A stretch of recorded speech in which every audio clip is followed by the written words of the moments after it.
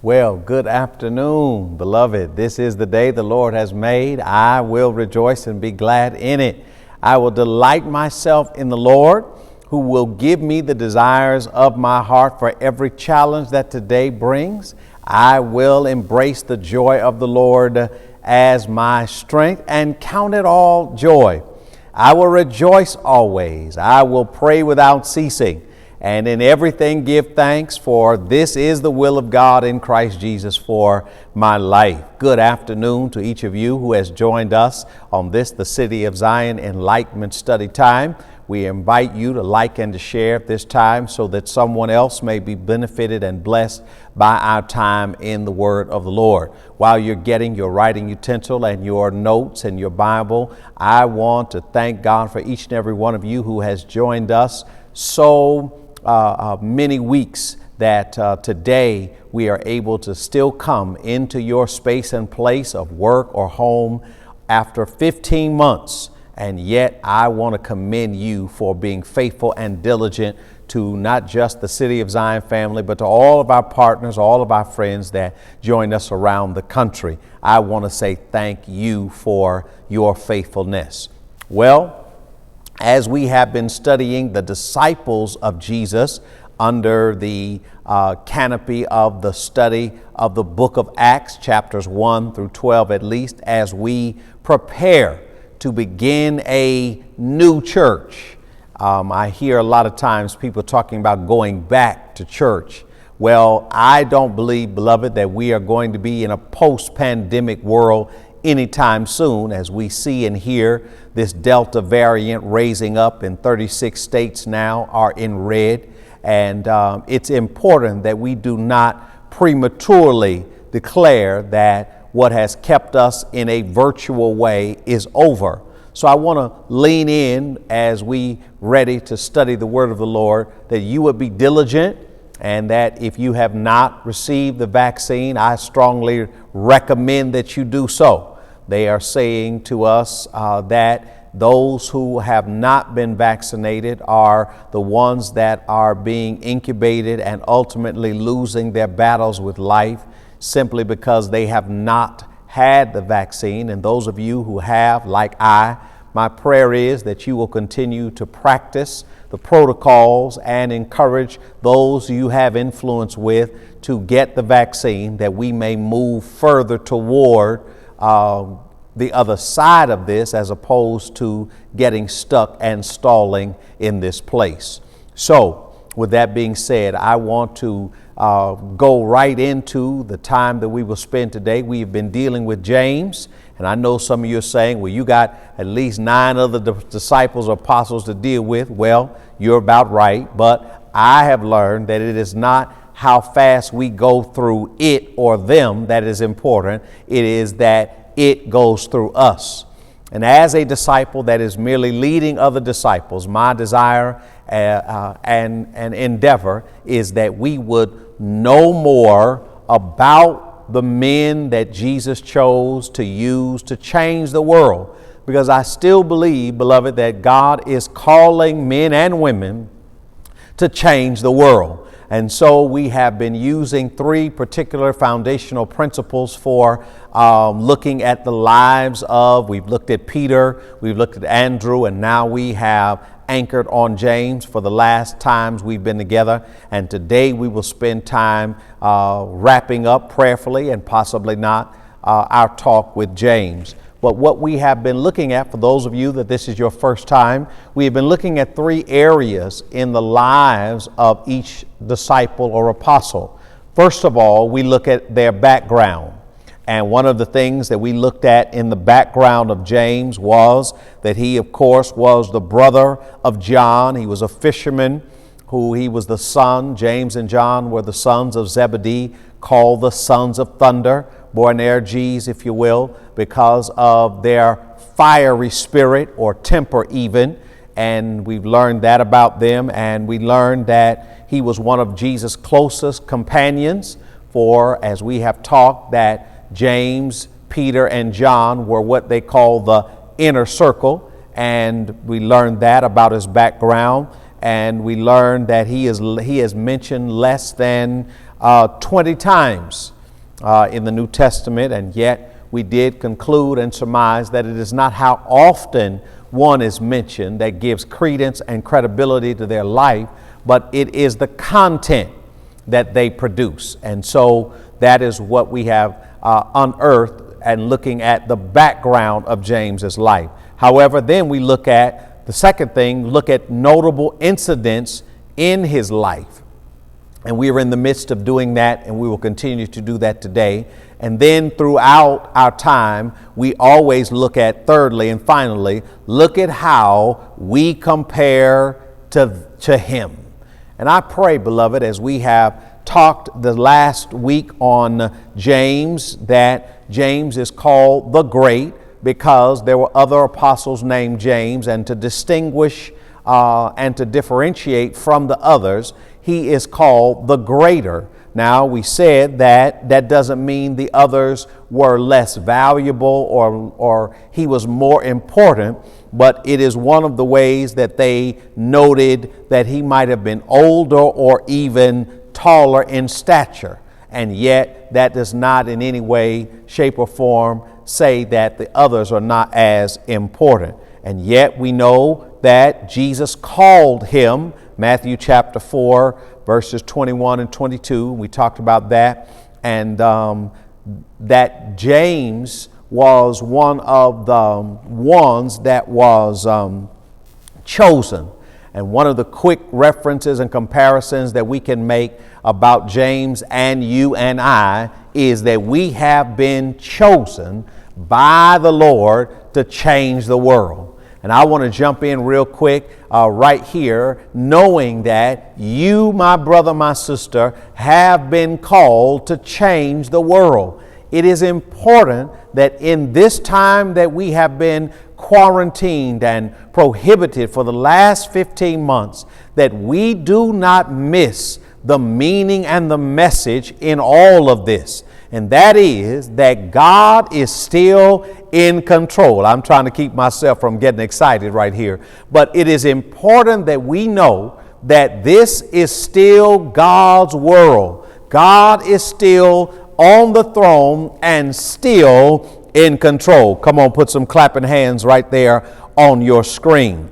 And so we said that James was chosen like you and like me. And then I believe we left off when we talked about his being present. Type on the screen, present. One thing we learned is that he was chosen.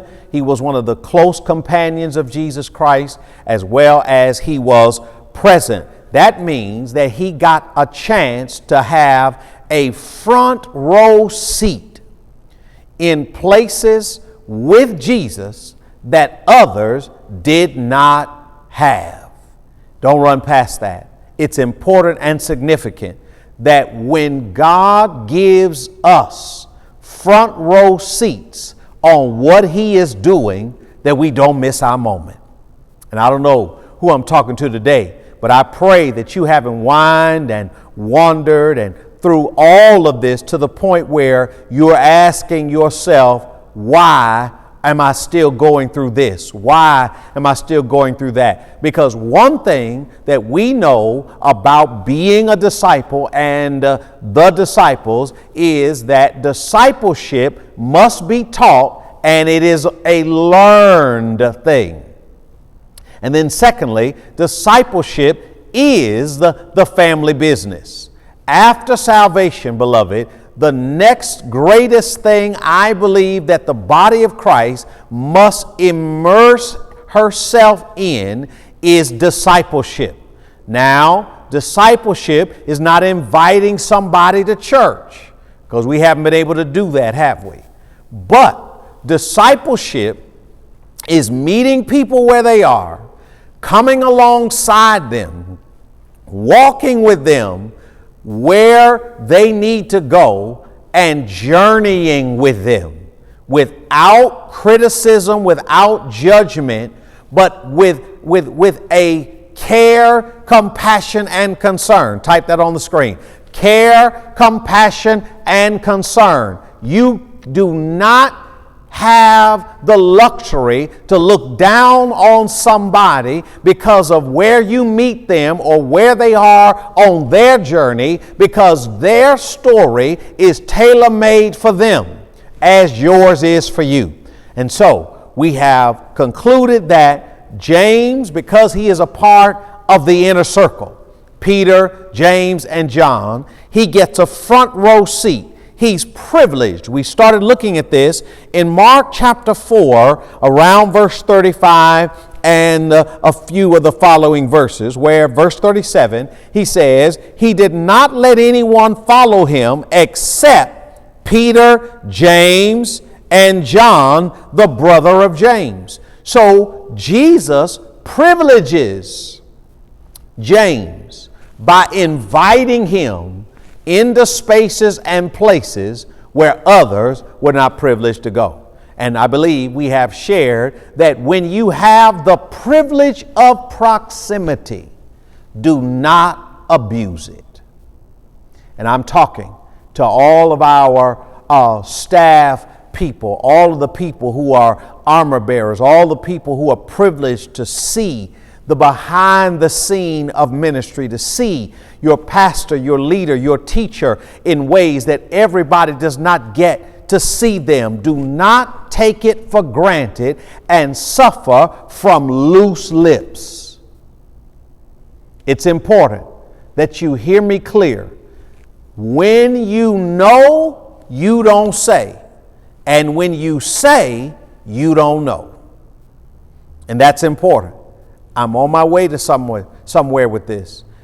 Mark shows James was privileged to see Jesus, hear Jesus, speak to storms and situations that could cause fear in them, and yet in the storm conversation Jesus has, he says he speaks to the wind and hushes the waves. James is there hearing, seeing. Why? Because he's present.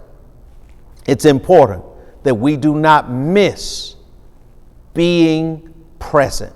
You remember growing up in school when they would call roll call in school, and they would come to your name, they would call your name, and you would either say here or you would say present. As we are moving back to corporate worship, in-person church, don't let it be said that they called your name and you weren't there to answer it. After all this time, God has reminded us that Hebrews 10 and 25 still works. Do not forsake the gathering of yourselves as the manner and custom of some is. Don't you be the one that's so busy that you miss answering your name. Mark shows that James is present, and we would go into chapter 5. And we move into chapter 5. We see that he is privileged to hear and see Jesus deal with the boy who was demon possessed. And then as we continue to move into chapter 5, verse 21, we see the dead girl and the sick woman, the woman who had the issue of blood, and Jairus. They're on their way to Jairus' house, and we understand what happens there. He puts them out. Why? Because they don't believe. And sometimes you and I have to remember that because we've been chosen, because we've been called, the Lord has privileged us to see some things that others have not seen. And so that's our launching pad for the rest of the time that I'll spend today. Yet I want to look at a different angle now. I want to look at the angle of team. Because when you think about these disciples, this was a hand-picked team that the Lord picked himself.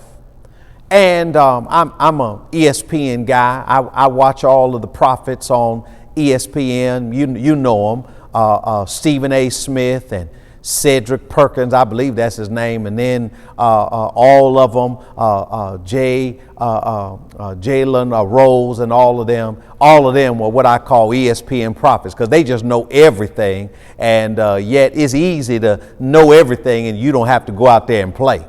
But one of the things that was mentioned about the USA basketball team now that has lost 2 exhibition games to foreign country teams as using pro players is they've never lost. And so they were trying to attribute blame.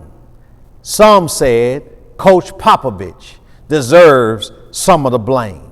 But then they were saying that with all this talent, here's where I launch. With all of this talent, how can they be losing to these other countries? Come here. In one of my mentor calls, teacher was saying to us, you can have all the talent in the world, but no chemistry, and you'll keep on losing. Now, I'm not talking about basketball teams now. I'm talking about church teams. I'm talking about staff teams. I'm talking about ministry teams.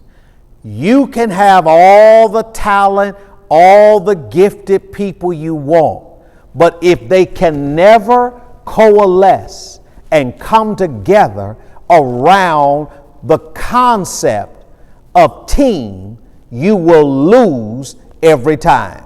Oh, I'm going somewhere, because Jesus chooses James to be a part not of a solo act, but to be a part of a joint venture. And while I'm talking, it's important that we don't forget that this is a joint venture that the Lord has invited us all in on, and we don't have the luxury of playing a solo act. Notice this, that James, he's chosen, he's present, but then there's something else. He's sent. He's sent. Because when you start looking at this and you continue to follow the flow of Mark's gospel, you get down to the end of the chapter, and then you go into chapter 6. And when you continue to follow the flow of the chapter and get over to verse 7, you will see Mark chapter 6, verse 7, then calling the 12 to him, he sent them out 2 by 2 and gave them authority over evil spirits. Don't run past that. They have been privileged to have a front row seat with Jesus. Now remember, the time they would spend with Jesus would be a total of approximately 3 years. Now, the first 2 years with Jesus, everything was great. I mean, they were really living it up. The first 2 years were wonderful. But all brothers and sisters, that third year changed everything. And might I say, when you're on a team, you cannot just go through the success of the championships, but there are going to have to be some days where you share in the losses. And I don't know about you, but it's important that you and I know that Jesus here has chosen them, he's been present, and now he has been sent. Now, he sends them out with delegated authority. And we must never forget, as we look at chapter 6, verse 7, they're sent out 2 by 2. And here's what he says in verse 8. These were his instructions. Take nothing for the journey except a staff. No bread, no bag, no money in your belts. Wear sandals, but not an extra tunic. Whenever you enter a house, stay there until you leave that town.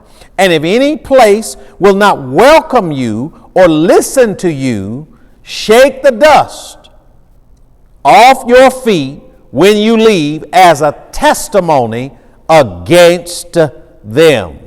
Verse 12, Mark chapter 6. They went out and preached that people should repent. 13, they drove out many demons and anointed many sick people with oil and healed them. Now understand, James has been chosen. He's been present. Now it's time for him to perform and to produce. And what I like about James is that James does not clamor to be in the inner circle. In this case, he finds himself, along with his brother and Peter, a part of the inner circle. And when you understand, like James, like you, like me, we have been chosen. We must answer to being present, and we must never forget that we've been sent. Yes, you, my brother. Yes, you, my sister. Wherever you are right now, God has chosen you. God wants you to answer to your name present, so that wherever he has sent or is sending you, that you will have the authority and the power to deal with the different dynamics, different situations. And there's some of you looking at me right now that you are wondering, how does that apply to me? I'm glad you asked good questions, because the Lord didn't choose you. The Lord has not required that you be present. The Lord did not send you out without you having a purpose that's going to give him glory and honor. Oh, I dare you to praise him right there with me, because all of us have been sent and are being sent. And don't forget, this is not your mission. It's not my mission. It's his mission. We have marching orders. We have delegated authority.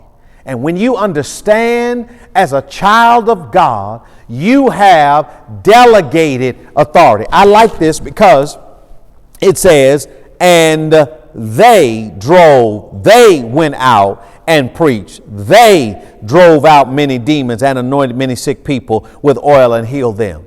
The danger of the modern Christian church disciple is forgetting who sent you.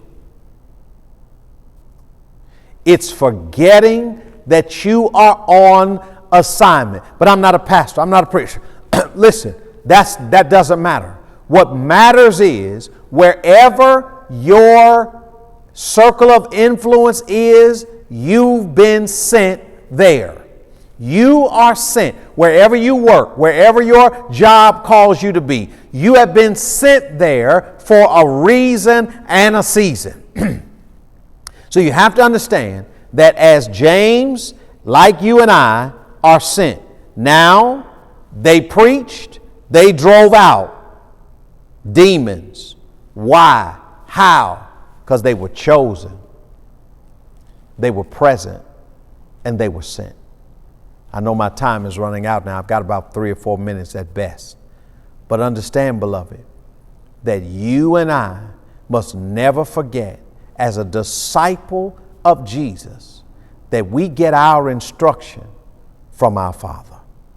And so, as I bring this time to a close, I refer back to my sports analogy, because the Milwaukee Bucks and the Phoenix Suns are playing in the finals. The Milwaukee Bucks won the 3rd game the other night. They got another game coming up.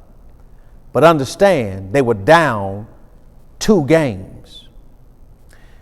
And one of the things that the prophets of ESPN have said is they better make some adjustments. Now, understand this.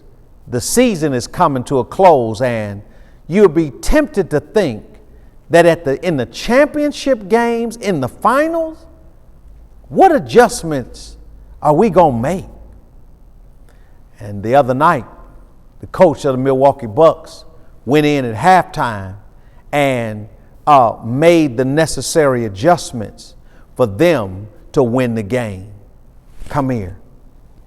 Giannis and Middleton and all the other players on Milwaukee's team were facing a 2-0 deficit, but they showed up for game 3.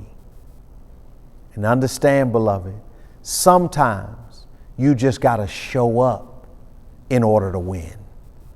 And I don't know who I'm talking to, but don't you let anything keep you from showing up going forward. And I know if your attendance and all of that in church has been sporadic in the past, now is the time for you to determine that I'm going to answer to my name when it's called. But not only that, they have all the talent on both teams, but it's the adjustments that are made that allow the team to win. You're on a team, beloved. You're on the team called Christ. We wear the same uniform. Doesn't matter what church you go to, no matter who your pastor is, we wear the same uniform. We got the same uniform name across our chest. Chosen. And when you understand you've been chosen, then you ought not have a problem being present. Because you know whether you're a starter or whether you start on the bench, the team needs you when we all sent out together. And I don't know who I'm talking to today, but just like James, he was chosen, he was present, he was sent. Like James, like you, like me, we've been chosen. We got to be present, and we got to make sure that we've been sent. Because it doesn't matter how much talent we have, if we don't ever make the adjustments as a team, we will continue to lose. Last thing, and I'm done. One of the things that they said about the USA basketball team with Kevin Durant and Dame Lillard and all the professionals, why are they losing with all that talent?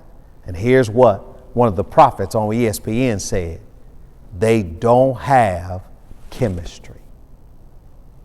How many churches suffer because there are too many individual stars that can't lay aside their stats in order for the chemistry to be built and developed, that the team will win. And as we are prepared to go back to in-person worship, we're not going back to the same church we left. Because if you can unplug anything for 15 months and then plug it back in and it works like it did, it wasn't working well before. I encourage you, beloved, don't think you're going back to what you left. And I'm talking to you now, City of Zion. Truth be told, this is one of the scariest times in my ministerial life, because I truly don't know who is on the team. We've been scattered for 15 months. And my prayer is that between now and September 12th, we will begin having a series of connecting times just to begin reconnecting and connecting for going forward. Because we got to rebuild our team. We've got to rebuild our chemistry. Oh, we got talent, but it's not talent that wins games. It's chemistry of the team. And my prayer is that you will be present when your name is called, so that we can do the things that God would have us to do as the Miracle on the Corner at 701 Van Street in Toledo, Ohio. Well, beloved, I'm done for today.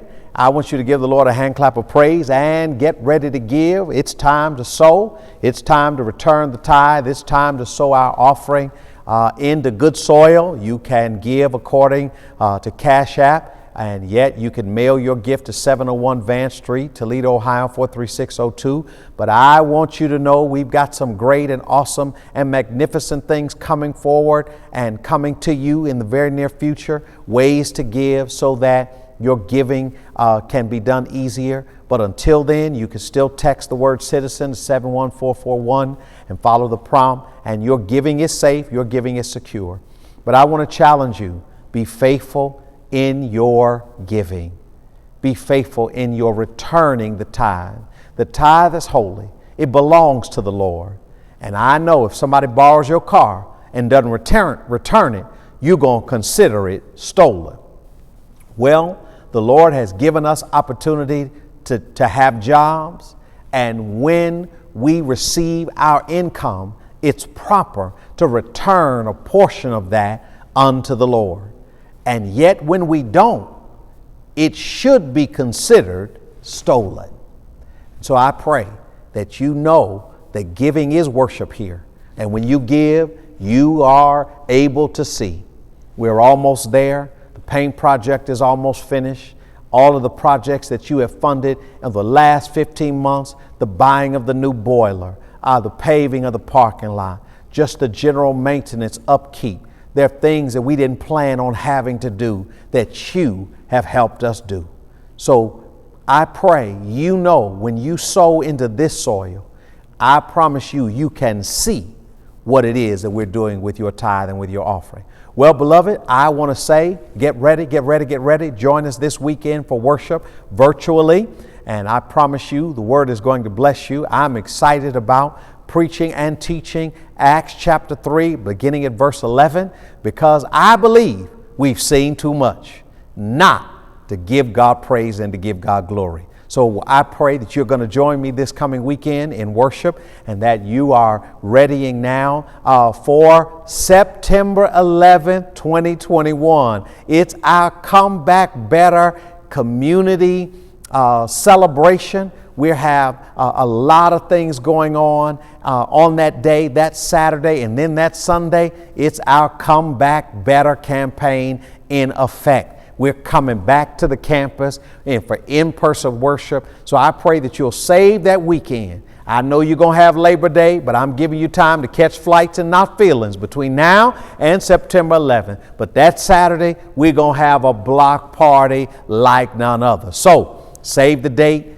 tap in the Facebook pages, our social media sites. If you're a vendor, we want to see you there. You got a food truck, we want to see you there, simply because we believe we're better together. Well, I'm done. Look this way for the blessing. May the Lord bless you. May the Lord keep you. May the Lord make his face to smile and shine upon you and be gracious to you. May the Lord lift the light of his countenance upon you and grant you his peace. May he bless you in your labor and in your leisure, in your laughter and in your tears, until that day when we shall meet at the feet of Jesus, where there is no sunrise nor sunset. God bless you. Amen. Have a wonderful Wednesday.